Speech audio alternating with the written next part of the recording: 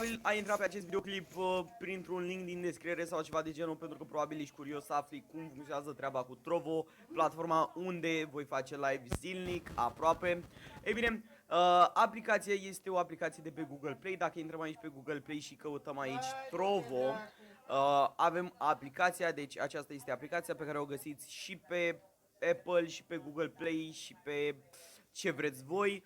Eu acum chiar o să-i dau un update.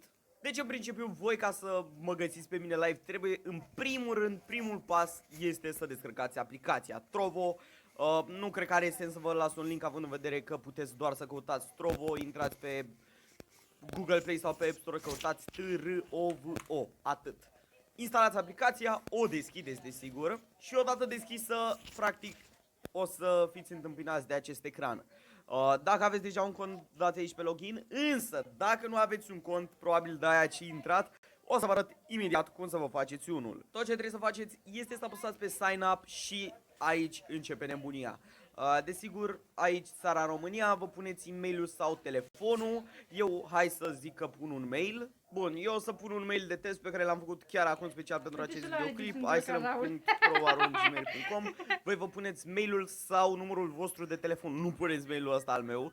Bun, și acum username. Aici vă puneți numele cu care vreți să activați pe platformă, adică numele vostru pe care vreți să-l aveți.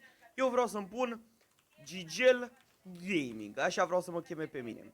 Aici vă puneți desigur parola. Acum o să facem, nu știu, o parolă de test. Am pus parola, iar acum vă puneți data de naștere. Puneți și voi aici ce dată de naștere vreți voi. După care dați aici I accept și dați sign up. Hopa, dar se pare că numele Gigel Gaming deja a fost luat. Nicio problemă, mai adăugăm un 1, 2, 3. Și acum cred că totul ar trebui să fie ok. Hai să vedem. Gata, bun, acum dăm agree. Iar acum, practic, noi am primit un cod pe acest mail pe care l-am pus sau pe numărul de telefon dacă era cazul.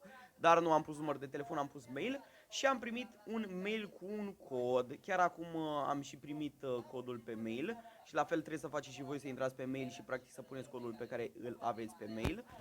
Când intrați pe mail, cam așa ar trebui să arate codul, cum ar veni, gen cam așa ar trebui să arate codul pe care îl primiți de la noreply@mail.trovo.live.